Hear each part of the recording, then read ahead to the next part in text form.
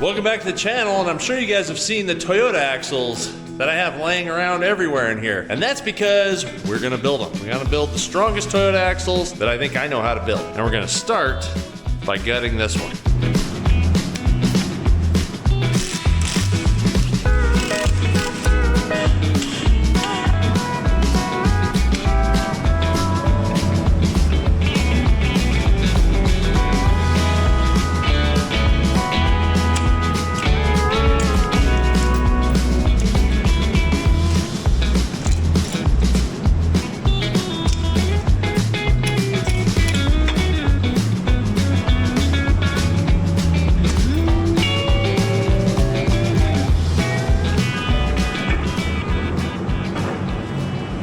Alright, so I had to pull these axle shafts out because I need the cups. Basically, the way these Toyota axles work is you got a seal in the housing, plus you have a bearing and a seal in like a metal cup. And so it's kind of a little bit different, but we need all these parts for new stuff. Let's take you there. Now, I've shown you guys how to build the Ultimate Dana 44, and I've shown you guys how to build the Ultimate Dana 60, but what I haven't shown you how to do is build the Ultimate Toyota axles. And you guys know that I've used Yukon parts for when I'm doing gears, lockers, axle shafts, things like that. Well, these Toyotas are just a little bit different. Let me explain. I am 100% still gonna use Yukon gear and axle for my 529 gears, and I got a bunch of little tricks that they actually sell for things, including parts for the setup kit. But one thing that Yukon does not make is they do not make an E-locker. If you guys know, I put an Auburn Ected in my Dana 70, my buggy, and sometimes it engages and sometimes it disengages. Like, it takes a while for it to like spool up and engage, and I don't really like that. And according to the guys at Eaton, this thing doesn't do that. You hit it and it engages. So one of the things that I like about this is that you can have an open rear end, so you'll have good drivability, but then you can immediately engage it with minimal stuff. There's no air, there's no compressors, and nothing. It's just two wires. So it makes life pretty simple. And for the rear end, you know we're gonna be doing Yukon 30 spline shafts, but for front Toyota axles, there is no replacement for RCVs. I mean, let's be honest, every Toyota guy talks about how I have the old school Bobby Longfields. Well, do you know who made the old school Bobby Longfields? It was RCV. I'm sure that RCV wouldn't be allowed to tell you that. And I know that, well, it just is what it is, because guys always brag about the old school ones. Most of them don't know that RCV made them. So when it comes to the CV axle game, you know what I'm using. Here's the part I'm kind of excited about. Let me dig this out. Oh yeah. Curl time. Just kidding. Over Memorial Weekend, Trail Gear had a sale 20% off of their axle housing. And so I picked up a front and rear axle housing. And what I like about these is they're high clearance. They're shaved here. There's actually a 1/2 inch higher than a stock Toyota housing here. And they're obviously way more smooth and stronger. You're not gonna weaken it. More clearance here, and you have an actual inch of more clearance here because it steps down. So your axle shaft sits in the bottom side of this axle tube. Now I like this for a number of reasons. Number one, we're gonna be running 35-inch tall tires. So as much clearance as we can get is great. Number two, portals are great. I think that they have an awesome application for certain things, but ones that get road driven regularly outside, I haven't seen any of the issues with the brand new Jesse Haynes, like cast housings, but outside of those, I've seen a lot of portal seal leaks. And so for highway and road use, you know, if these are going in a wrecker, I don't think portals are the answer.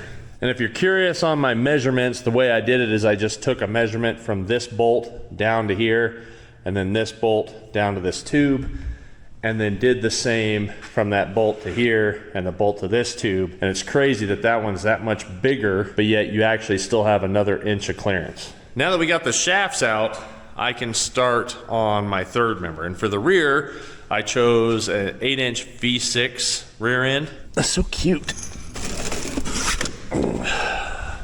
Now sometimes you can find these V6 thirds with a E-locker in them, a Toyota factory one. The Toyota factory one has the same problem. It has to like spool up before it actually engages. So by the time you need it, it might be too late. Let's get this stuff off and get started.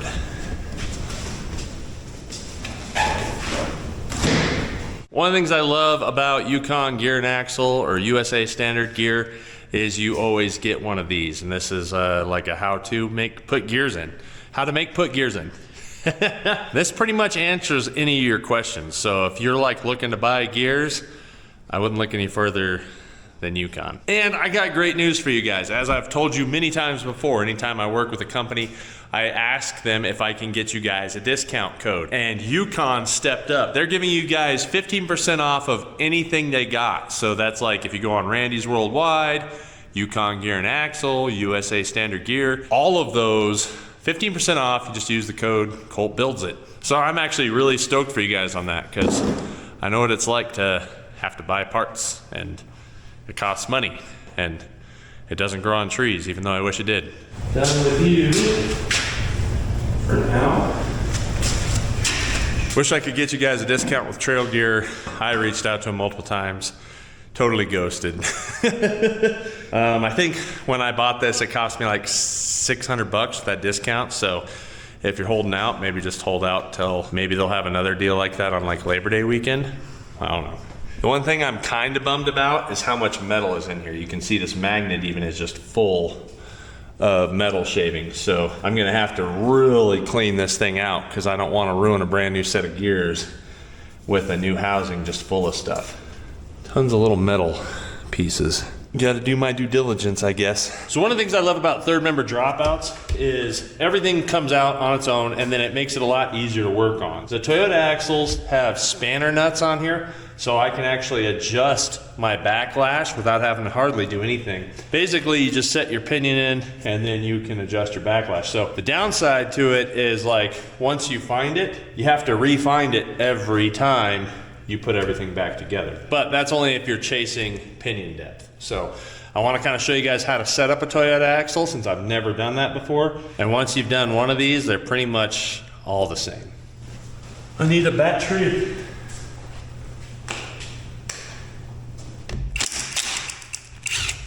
Now before I take the end caps off, I want to go ahead and mark these. And the easiest place I found to mark these on Toyota axles is right out here. So I'm just going to go 2 like this, and then I'll do 2 vertical on this side. So that way I know what side's the top and what side goes where, because you could easily flip these, and these are actually machined for the side they're on.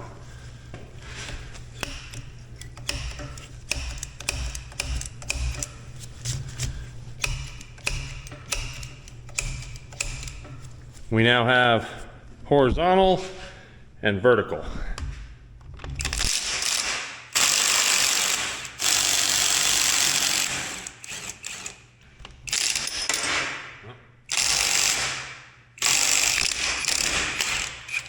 Now the difference between this and like a regular differential, the second I pull this cap off, everything can just fall out because there's no real preload on the bearings except for these threaded nuts. And there you have it. So I like to keep these sided too, so I know what side's what, just for me. The nice thing is we actually don't need any of this. And like a Dana style differential where I would have to remove these bearings to find the shims, I don't have to do that either because, like I said, we shim it on the fly.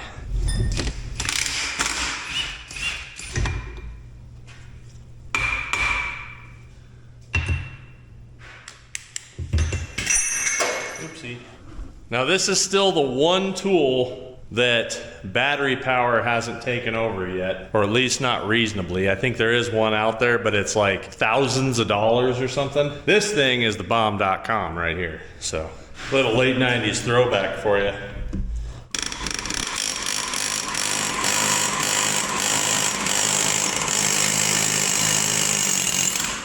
Got it. Now what you see here, this is a crush sleeve. So this actually is what adds your pinion preload, your bearing preload with your upper and lower bearing. Is that crush sleeve, when you tighten it up, it gets tight. Once you have the correct amount of tension on your bearings, you stop torquing it. Now all I gotta do here is pull the seal and then drive the bearing races out. So pretty quick, we'll knock that out.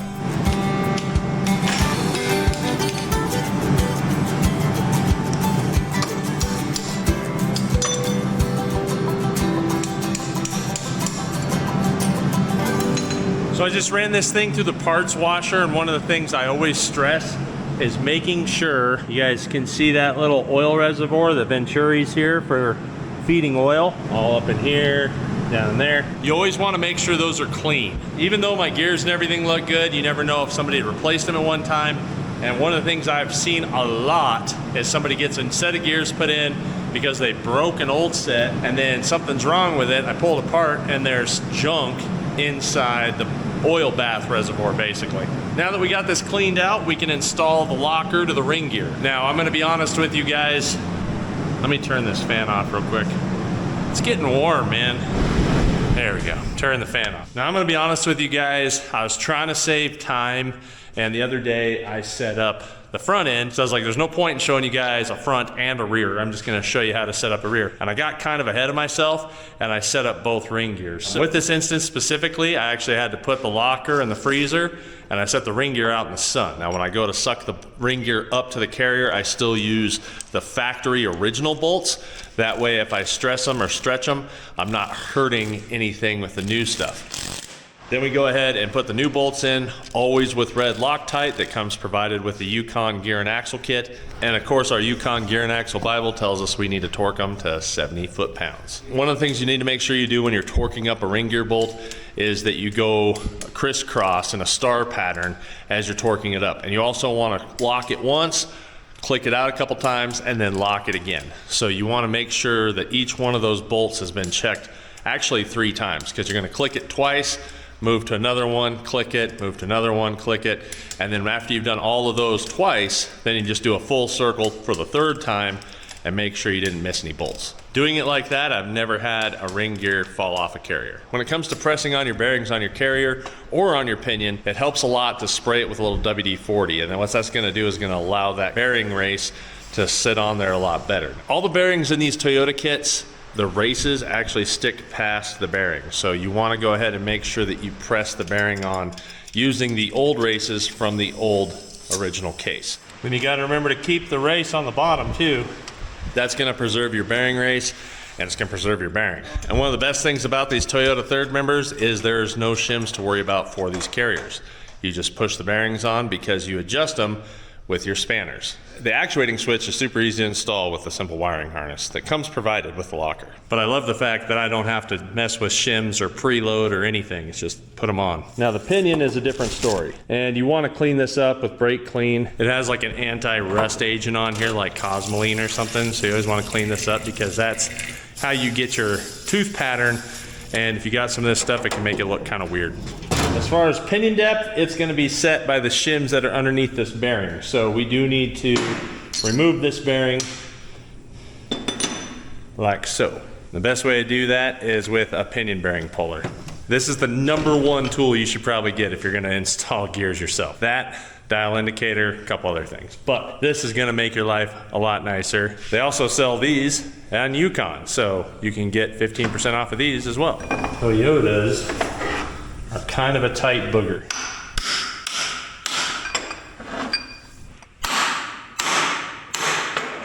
Tight booger.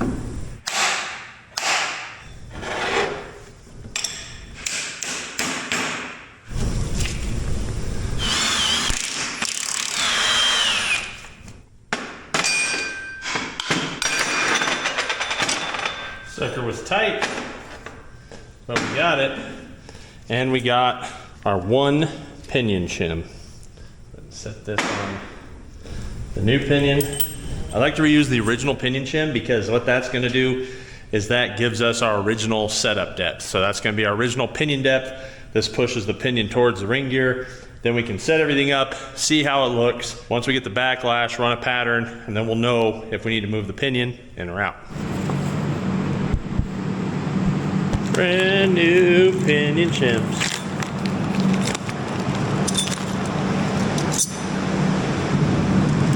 Made in Japan. Same deal. You can see that that sits above the race. So I want to take the old one, set it on there when I press it on.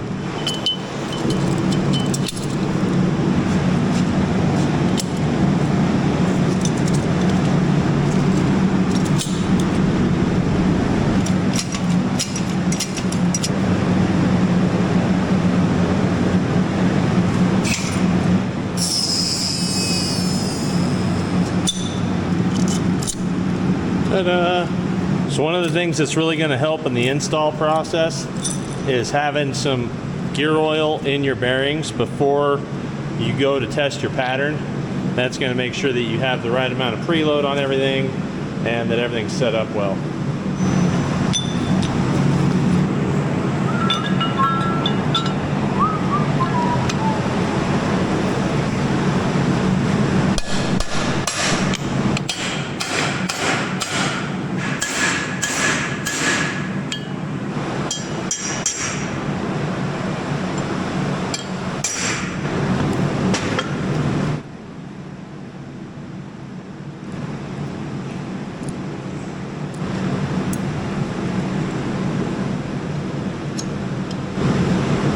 Shot.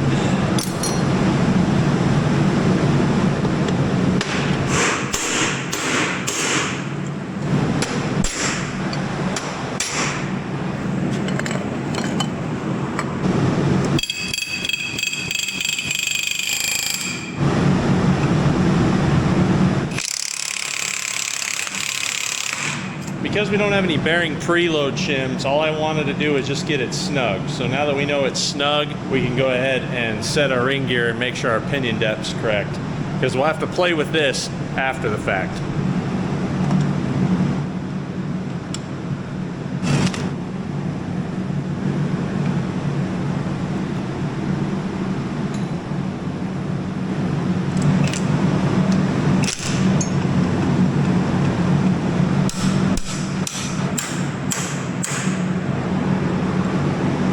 Okay, so once you have the spanners tight, which basically you're just getting pressure on it to where it gets tight. I'm pretty sure Yukon sells one of these, but I'd made one of these a while ago. This is just a U shape with some bolts welded in it. Once you have it snug, then you want to tighten your caps back on, double check your backlash. You notice I was 10 thousandths, and when I tightened it up, then I was 9 thousandths. So that was just me tightening up these bolts, and then tightened it up like 1 more thousandth, which isn't too big of a deal because 6 to 10 thousandths is our exact backlash that we want for this pattern. Now it's time to actually see what it is. Time for the old mustard sauce. I still have some of this left over from doing the front gears. Doesn't take a whole lot. Biggest thing I like to do is it's going to be really thick, so you want to put a little gear oil in there with it, and that'll thin it out a little bit and make it a little more pliable and give you a better read on your gears. Then we just paint a little happy gear. All we need is just that little bit on there. I'm also not worried about plumbing this wire yet until we get where we want to be, because there's no point in setting that up and having to keep pulling it in and out every time until we have our pattern. Look at how nice that looks. Those gears look happy. Now the easiest way to do this is to just go ahead and take a drill, get one of these ends on it, put your socket on it, and then you can hold a rag on the ring gear and spin it. Just be careful of your fingers. And the only reason you're holding a rag is just to kind of give it a little backwards tension. A tiny bit of resistance. So there's our forward pattern. Here's our coast pattern.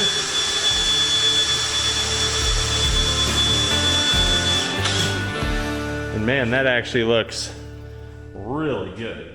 You can see how big of a pattern we got here on the drive side. This is your drive side, and then right here is your coast side, and it's nice and centered up right there in the ring gear. So your drive side is the most important. You really want that to be centered in your gear. Your coast side is what creates your off throttle howl. So like you come off the throttle, if you ever hear the whoop whoop whoop, that's usually not as good of a setup coast side. But in this case, we got a beautiful coast side. We got a really good drive side. I mean, I could adjust it a little bit, but as hard as it is to get that pinion bearing off of these specific 8-inch models, I actually think we're gonna leave that and it's gonna be just fine. I mean, that's covering a huge chunk of that gear and it looks really nice. If you're ever unsure about it, in the same Yukon book, you have acceptable patterns, and if your pinion is too far away or too close, it will also tell you that as well. You can also look at your pinion to see where it rides on the pinion, and that'll give you a good setup or good knowledge of where your setup is. I'd say that is a pretty darn good ride pattern. Now comes the important part, because now we got to set everything up, which means we got to take it all back apart. Now we got to set the backlash on our pinion, and then we got to reset up this ring gear and everything, drill our hole, and then reset up our carrier and ring gear. One trick I like to do when I have something like this is I'll take a yellow paint marker and just run it down the side of the nut, and then I'll do a red one on this side. This also actually helps you remember not to mess this up when you put these back together. But this, come on, there's the paint. That also tells me when I'm getting close to this when I'm spinning it. So when I'm actually spinning the jam nut up, I know that I'm getting close to kind of where I was. So like I said, now we got a really good visual of our pinion. You can see how it just covers a huge amount of this pinion gear. That is super ideal, because that means that we're getting a solid pattern across the entire ring gear. And this was like a one-time setup. Like I put the shim in and it's good. So Yukon has this figured out pretty well. Take this all back apart.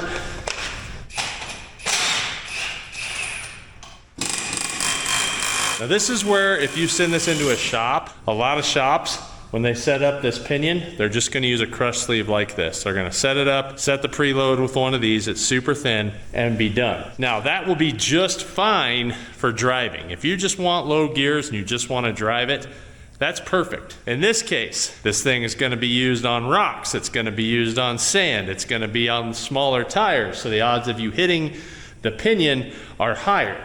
And what I mean by hitting the pinion is you are hitting this big fat flange. Maybe even sitting on it, maybe even driving on it. And if you hit that hard enough, you could actually add more crush to that crush sleeve. Also, if you ever need to change your pinion seal, then you're gonna need to change your crush sleeve if you have one a lot of times. In this case, Yukon has a solution for this as well. This is not a crush sleeve, this is a solid pinion spacer. And the way this works is now, this sets on here nice and beautiful. When we put the bearing on here, when we set that preload, then it will be permanent.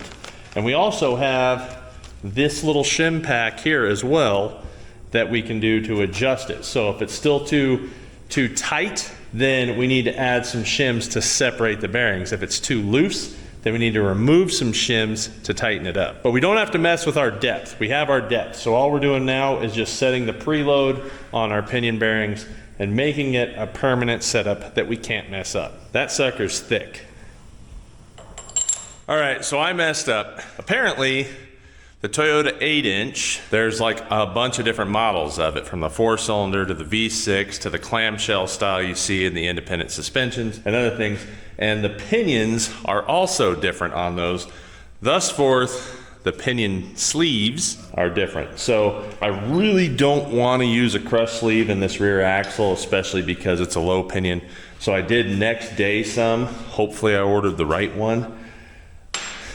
We'll find out. So that's getting put on a standstill. Like I said, I went inside, cleaned up, ordered a set, ordered pretty much like every single shim there is. So hopefully one of them's the right one. And started tearing apart this axle. The reason I tore it apart is I needed these cups. And the cup just goes on like that. But like I said, these axles are kind of goofy because you need a cup instead of just like a regular plate. You need an inner seal, you need an outer seal, you need a bearing, and then it still has a press collar, and then it even has a C-clip on top of that. So it's like a lot of extra stuff, which ultimately kind of costs a lot of extra money. Like I had to buy a lot of extra pieces to build this axle versus like, I don't know, any semi-float axle is usually just a wheel bearing with a plate. Because the drums come with studs and those studs aren't gonna work for this application, I can just use bolts because we're gonna go to disc brake. So the next thing I need to do is go ahead and get some bolts. Let's grab a stud, head to the store. And the praying mantises are back. Praying mantis, manti, I don't know. Look. I think today is an S10 day.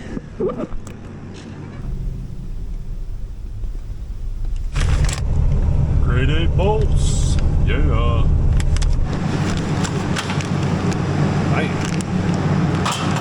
right, so the first thing I gotta do is put in this like dust shield. Nothing too fancy. And our studs. Best tool I've found for installing and removing studs or bolts or anything that's pressed in is one of these. They're concaved. Hard to beat because they don't mess up the threads.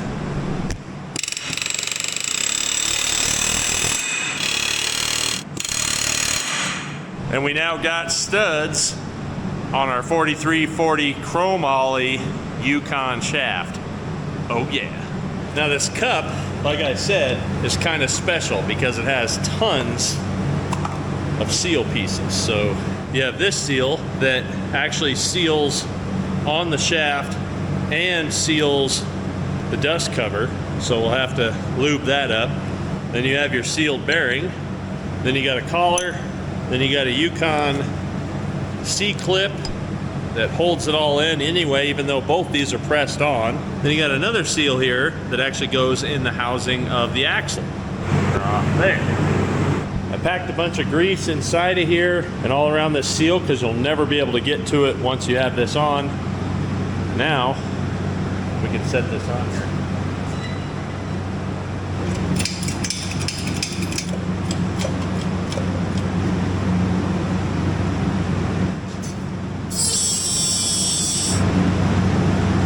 All right, so when you press it on, you can actually press these on too far. So that's why I kept picking it up to check it. Now that we know exactly, you can see our little notch there. This is like a secondary trifecta because the bearing presses on, the collar presses on. That's usually what most axles are. And then you add this clip as well. That does not make this a C-clip axle, by the way. A C-clip axle means that it C-clips up here, and that's what keeps the shaft in.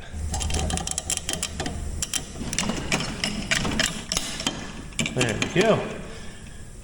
Perfect. And there it is. A complete 30 spline alloy shaft, all set up, ready to rock.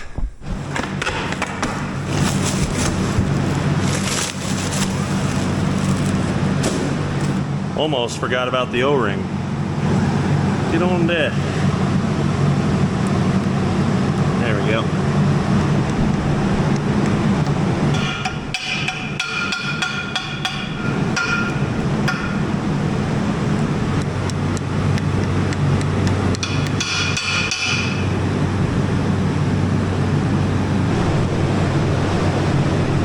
Time to do some sketchy stuff. Doo-dah, doo-dah.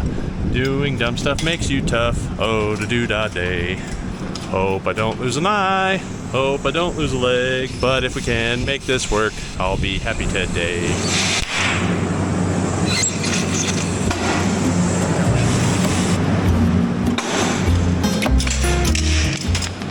Swag dimple dies for the win. Ugh. It's still warm. Woo.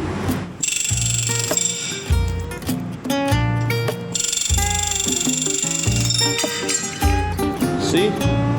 No damage to the threads. Perfect.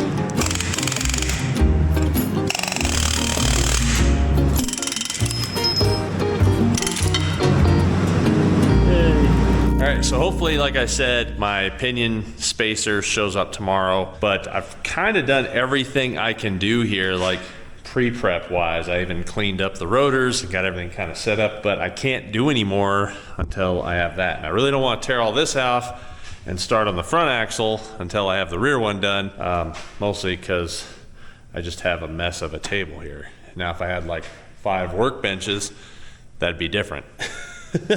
But tonight's family dinner night, so I will see you guys in the morning because we're gonna have our kids over, have some dinner. All right, guys, new day, same overalls. I do have new shirt, new underwear on, don't worry. So this morning I was super excited because, you know, the brown truck Santa showed up with my new sleeve. I opened it up and unfortunately it was exactly the same pinion sleeve. Now I ordered it from Summit because they said that, oh yeah, we could next day it. We got one for this specific application. It came through, I think, like Trail Gear or something. And yeah, it wasn't. It was the exact same one. So, I went over to the local shop here in Farmington, Off Again Off-Road. They've been around for forever. They let me use their metal lathe, and I was able to lay down a couple of these sleeves. Now, I did it two different ways. I did one where I machined the top so that I could get it as close to the pinion as possible, and the other one where I machined the complete bottom. I'm not really sure which way I'm gonna need it, but one of these ways is gonna work. Like that looks like it will be our sweet sauce, I hope. Where this one might not be, I don't know. Because that doesn't look like I got enough bearing on it. And you can see right now, it's not reaching down there. So there's my answer to that. Dang it. There goes 40 bucks. But the reason I wanted to use a lathe and not just cut it is I wanted to be able to face it, make sure that it's true. Oh, yeah, okay. So that one sits down there pretty nice too, so I'm not really sure which one is better, but I think both will work. This one's shorter, which I think is better for what I'm doing. Just clean it up and we'll do it. Stack this in here with a bunch of shims. See if we're even close.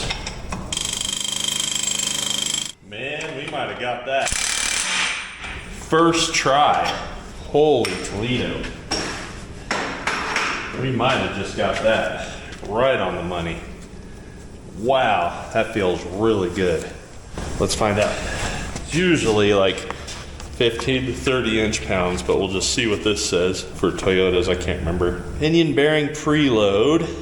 Oh, it's only 12 to 15, so it's quite a bit less. All I did is I have shims putting pressure against the bearing. It's preload, so that we make sure we have the right amount of preload. I do not have the pinion seal in yet because you want to check and see what your preload is. So right there, yeah, see, we're 30 right now, which is a little tight, but the bearings are also dry because it's been a whole other day. I'll take this back out, add another 10 thousandths, and we'll probably be solid. And like I said, this doesn't change your pinion depth because that's on that front bearing. All it's doing is just setting the pressure between the inner and outer bearing on your pinion.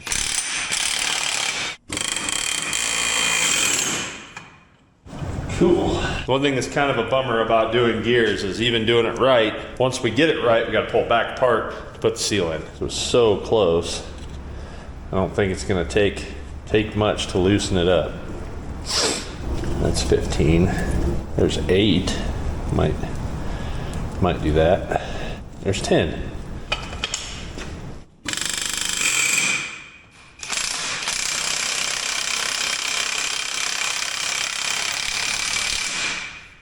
Oh yeah. That feels nice. Let's check it real quick. Yeah, that's too loose. Guess I should have went with the 8.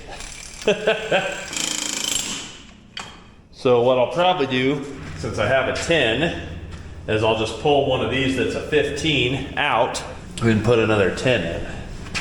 That'll give me 5. Oh, that's 5 right there. Perfect.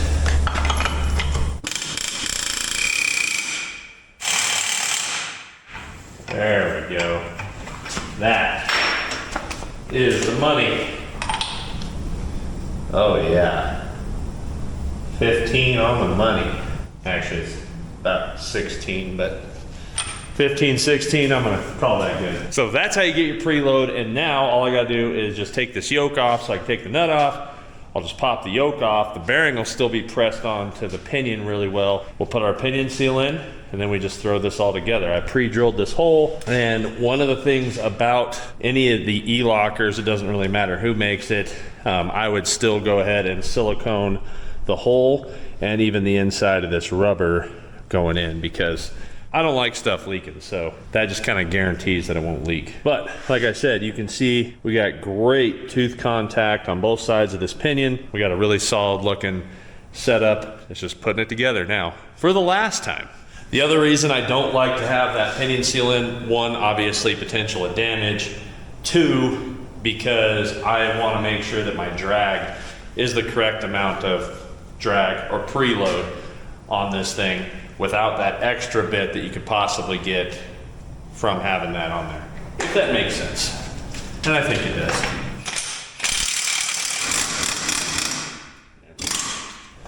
Now, like I said, this is a stronger pinion, comes with a bigger setup, and it also comes with its own pinion sealant. So you want to make sure you use that out of this box. I always like to put grease right here, keep that thing from ever failing or the spring popping off, and it just helps, I don't know, just helps. Especially with dry startup before you get oil up in there. Oh yeah.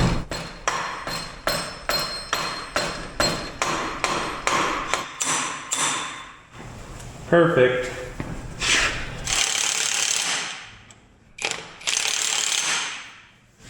Perfect. Now with Toyotas, they have this little keeper right here that they want you to just hit in.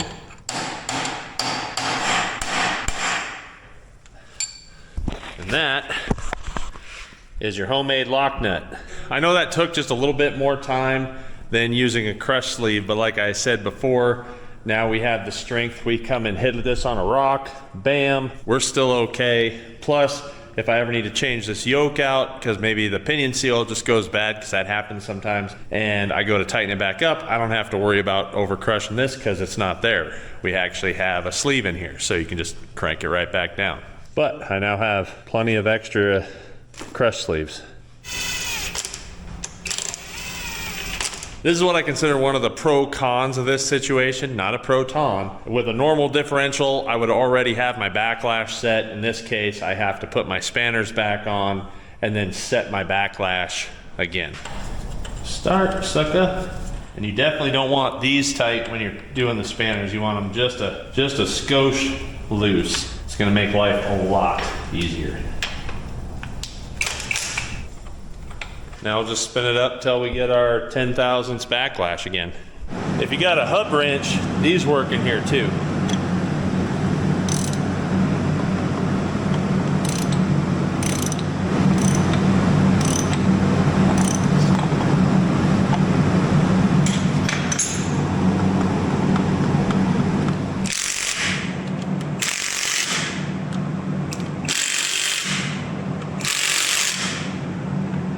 Nine thousandths right there. Bam. Maybe even 8. Perfect. All right, so the next thing I want to do is go ahead and put these keepers in, and what that's going to do is make sure these spanners can't rotate. And I like to hit it with just a little bit of Loctite.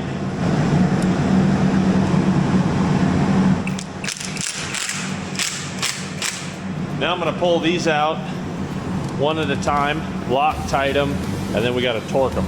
Another great thing about the Yukon book, if I can open it, there we go. Toyota 8-inch, 70 foot-pounds.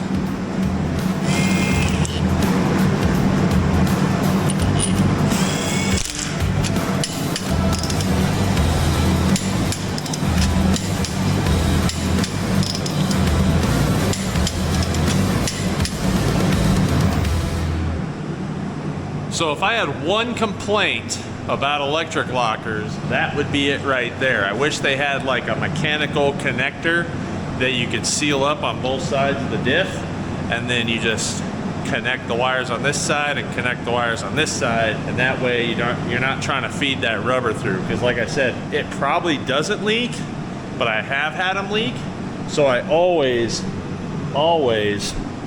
put silicone on that. All I gotta do now is just put the plug on here, and it doesn't really matter what direction, you just set it on, snap them in, it's like a Deutsch connector, and we now have our diff just like we have our front one sitting right there. I'm only gonna show you that one because the front one's done the exact same way, other than it's a high pinion, so it's reverse cut, which is stronger for the front end. Once it snaps, bam. So the way these differentials work, there is no drain plug. They work like a big semi-style truck where you actually pull these lower studs, and that's how you get the oil to drain out. With that being said, this has a lot more clearance than a normal Toyota. So that means I'm gonna have to shave the bottom of this thing.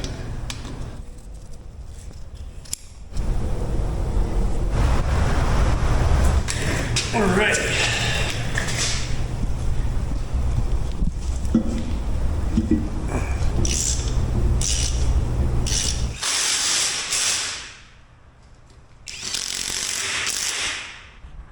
All right, so you can see how much clearance you gain with one of these housings.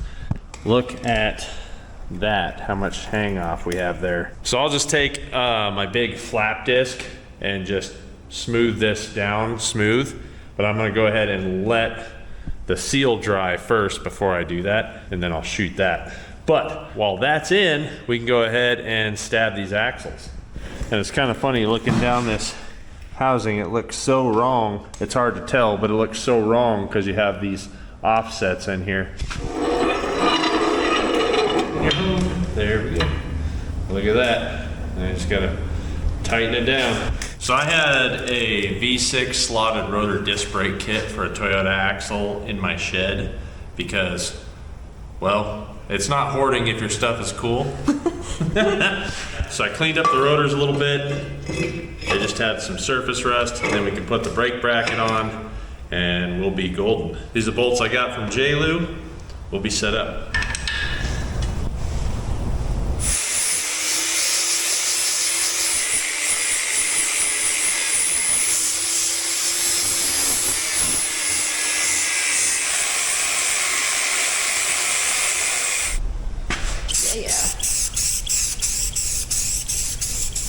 All right, so we upgraded to 30 spline axle shafts. We got a V6 third member, so that's bigger and stronger than the 4-cylinder third member. We have alloy shafts, we have more clearance, and we have a much stronger axle tube that isn't gonna flex and bend and break.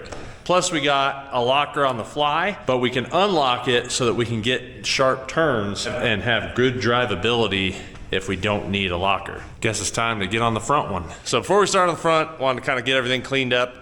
Got everything mostly put away. Shanna helped me out with that. Now, yeah, let's just get this thing off of here.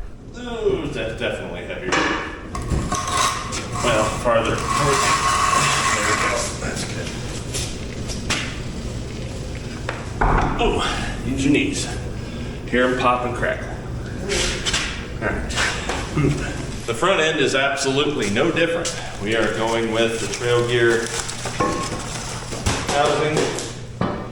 That's set up the same way, where it's offset, and you gain that extra, like, almost portal level clearance without worrying about all the extra portal stuff.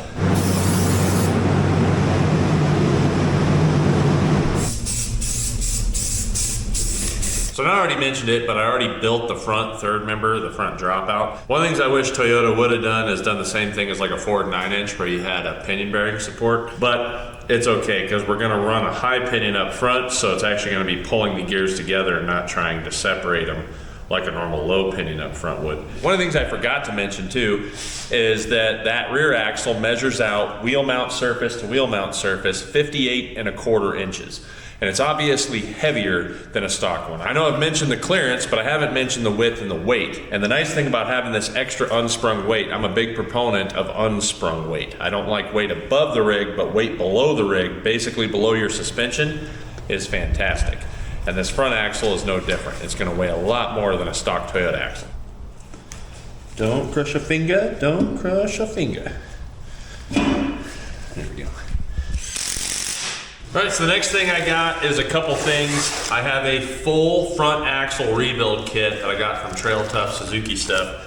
I've used these guys for a lot of things, Suzuki and Toyota related. You know, sumo gears are known for being pretty good, especially for Japanese parts because they're made in Japan. So I got a full front axle rebuild, and then like I mentioned before, if I'm doing CVs, there's no question I'm doing RCVs 100 times out of 100. So this is your original old school bobbing long.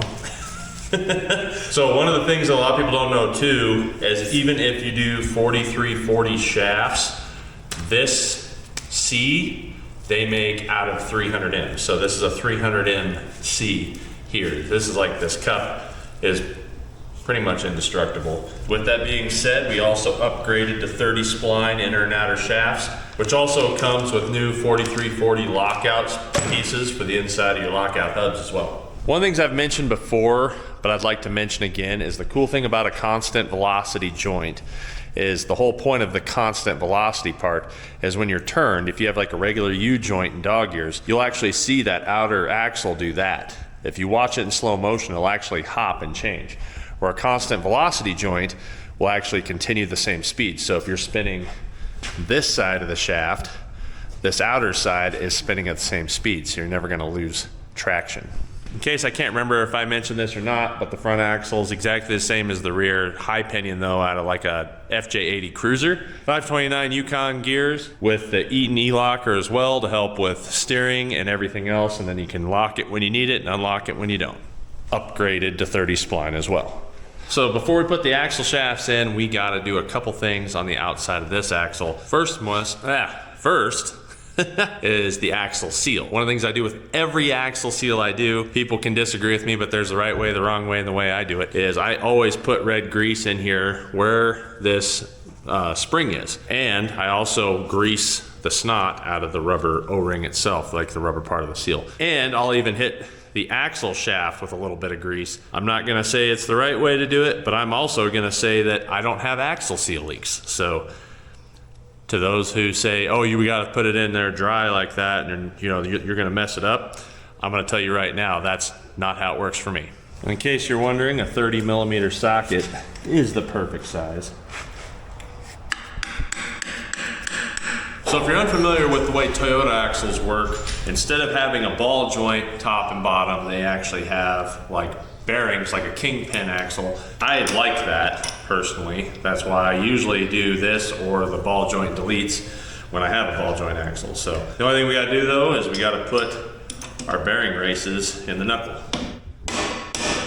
All right, so now that we got that set up, we can put the axle shafts in, but one of the things about these trail gear axles is the inner short side is actually 3 inches longer. That's how they make them. RCV, fortunately, you can get it with that 3-inch length. So they actually sell it. So I don't have to press this one out to put this one in.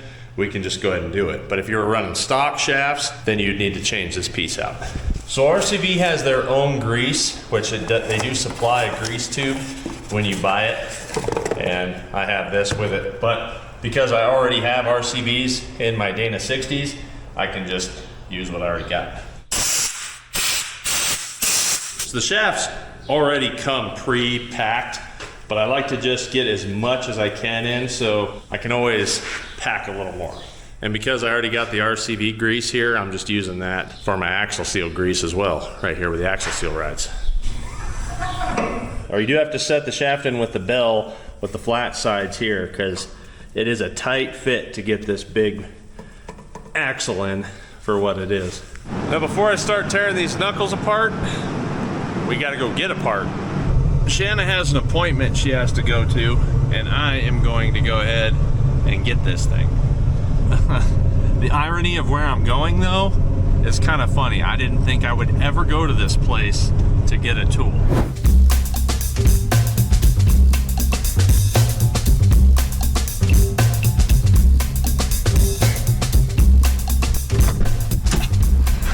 What we needed was a fish scale.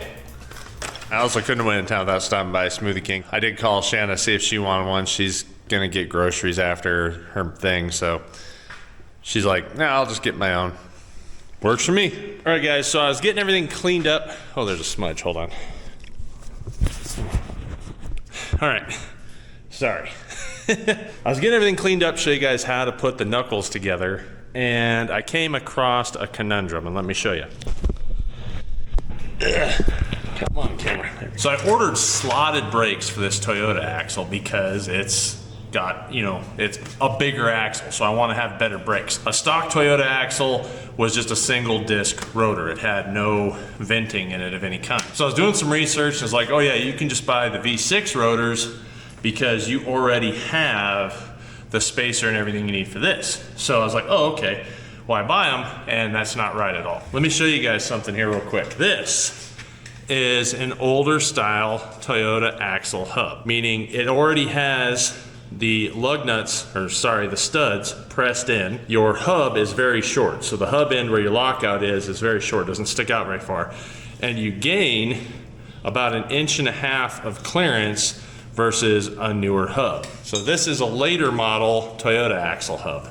And you can see there's quite a bit of difference between where the wheel mount surface is. Now this is a great addition to a normal Toyota axle because you're getting that extra width. You gain about 3 inches of width putting one of these on. The problem is that if you want to run it like this, instead of having a wheel spacer to get your spacing, you actually have to have a brake rotor spacer to get your spacing because you still have to run this custom rotor that's these smaller holes that bolt it on.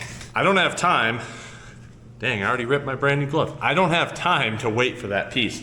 So I dug up some newer ones that I had. Like I said, hoarding is my jam, I guess. This one accepts the rotor and it actually is held in with the studs. So this is like a newer style way brakes work. I like this design better.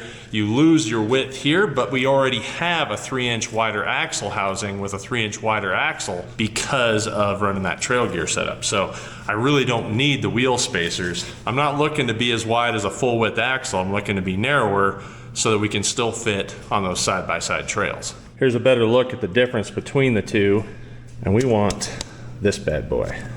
That doesn't mean I'm not gonna totally save this for a future Toyota axle project one day down the road, because I do have the spacers to be able to run the rotor back. I just don't want to be this extra 3 inches on top of 3 inches. Then I might as well have just built a Dana 60. So if you're wondering how to make this work, you actually have to get rotors from a Toyota FJ60 Land Cruiser. So that's the trick with the later model hubs.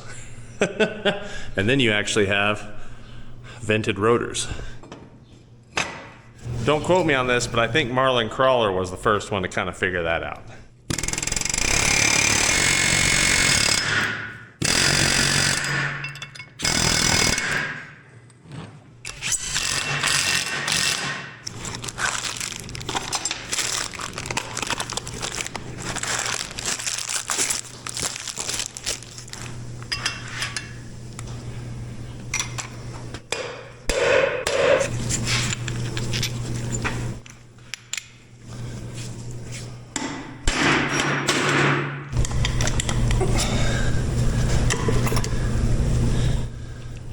I love this style of bearing packer. Way more fun than just sitting there going slap, slap, slap with your hand.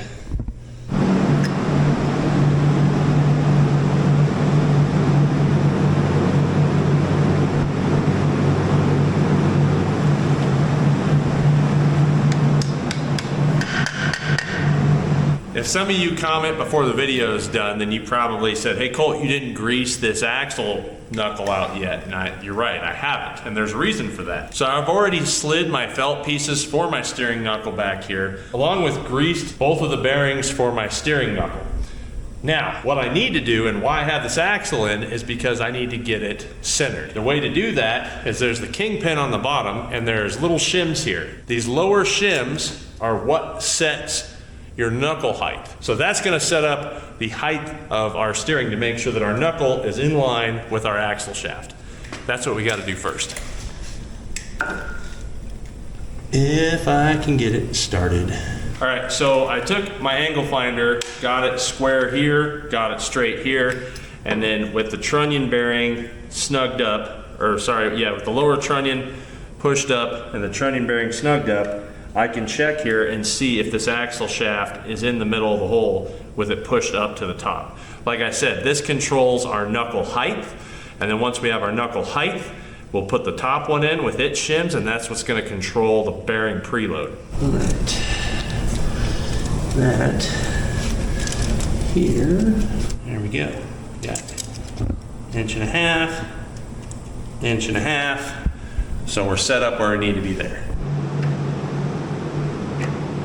All right, so I have the lower tightened down, and now I put one thick shim and one thin shim up top, and I just put 2 nuts on here just to get it tight. Now, if you guys are wondering what this hole is, this is your grease fill when you're actually gonna pump grease in here if you need to pump more extra grease. But what we need to do now is why I got the fish scale.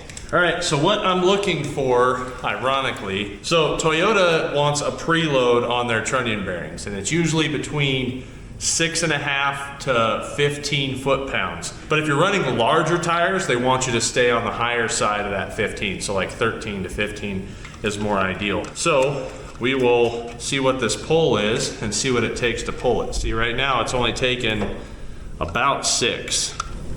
Oh, there we go. Oh, that's because I'm caught on my felt. Dang it. That was my fault. Let's try that again. Well, did it again. So that's, I don't know, 7.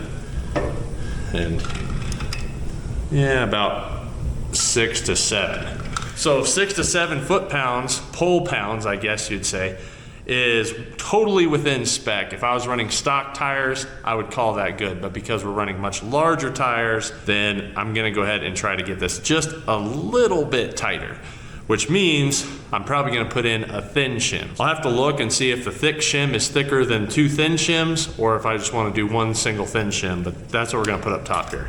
All right, so I was thinking backwards. I needed to take a shim out, but what I ended up doing was taking out the thin shim first, leaving just the thick shim. That got me about to 10. And then I took out the thick shim, and I only am running a thin shim up here now.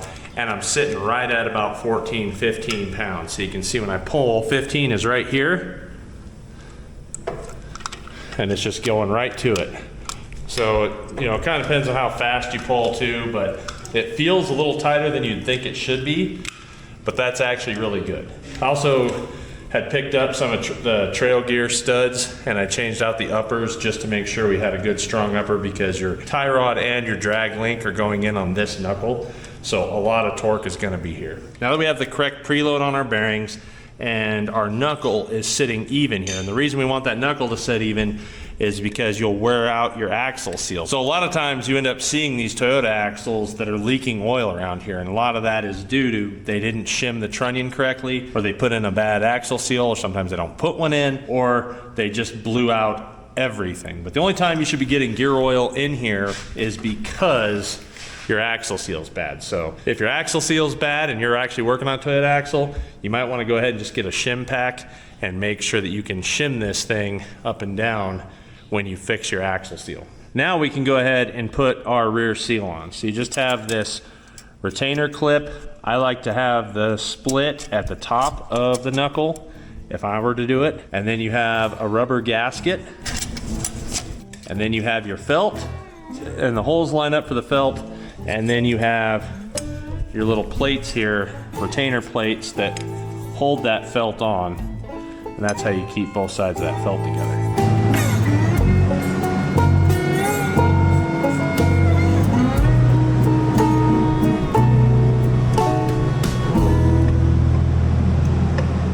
So in that rebuild kit, you have a gasket for back here, you have a gasket for here, and then you have your rubber seal gasket that goes on your spindle part. So your spindle hub, I guess. There is only one way this is gonna go on, and there is a drain on the bottom of this, so you do want that aimed out the bottom.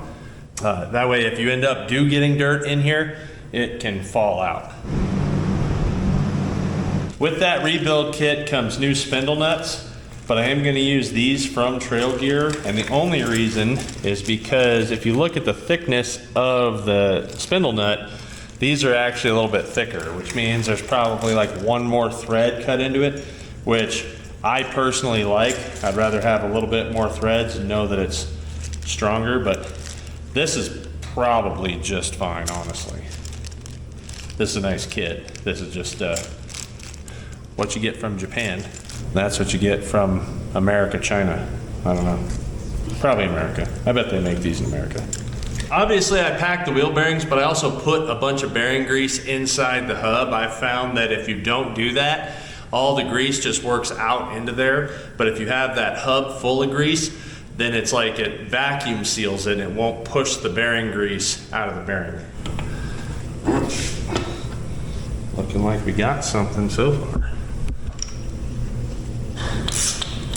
All right, now I've shown this a bunch of times before, but if you're new to setting bearing preload, I like to get it pretty much as tight as I can, spin it, I mean, and it's gonna be tough to spin, but you get as tight as you can, and then turn it back 1/4 turn.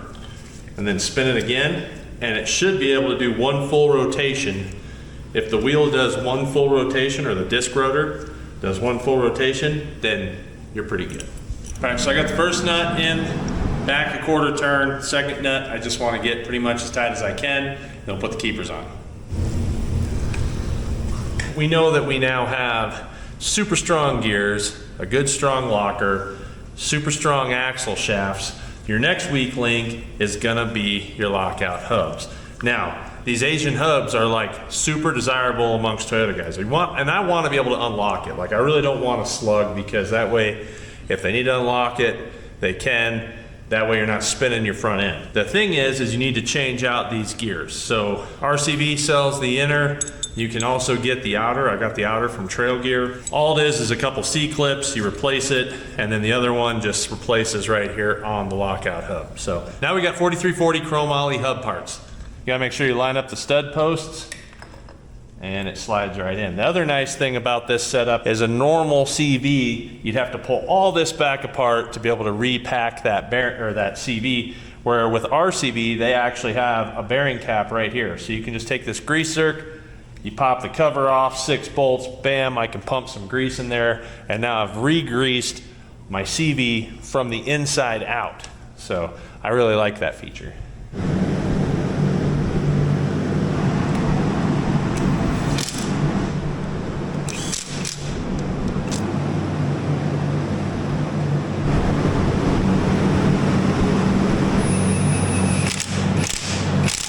And we now have a complete steering knuckle. Now this steering knuckle and the one I have for the other side just happen to be powder coated white. I got them from my buddy Mike a long time ago. I think it's kind of funny because, like, white knuckling, you know, when you get scared.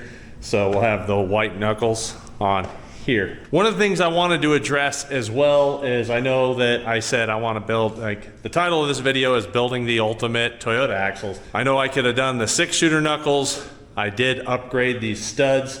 And I think somebody makes a keyed arm as well, but I just don't have the budget for that. So here's what I got.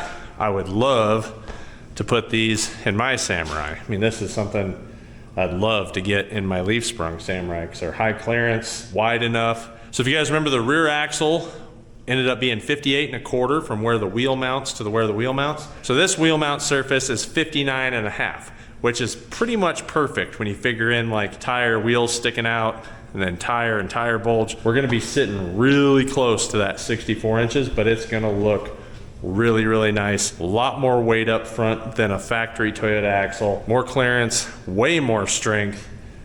I think we're gonna be in pretty good shape. What's brown and sticky? Poop. A stick. That's sticky, all right. You know you like it.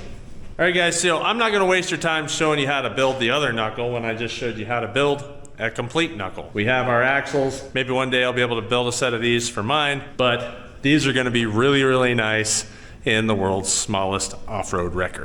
So, and like I said, I believe this is pretty much the strongest way you can build them. Yukon gears, E-lockers, Yukon alloy shafts, RCVs up front. You don't get much stronger than that. So high pinion V6, you know, all the things. So anyway, we definitely appreciate you guys watching. We hope you learned something from this and enjoyed this video. If you did, please make sure to like and subscribe. We really appreciate it. We'll see you next time. Bye, everybody. Beef. I've been sending pictures to Matt of what I've been doing too, and he's liking it. One day you'll get to be cool too, don't worry.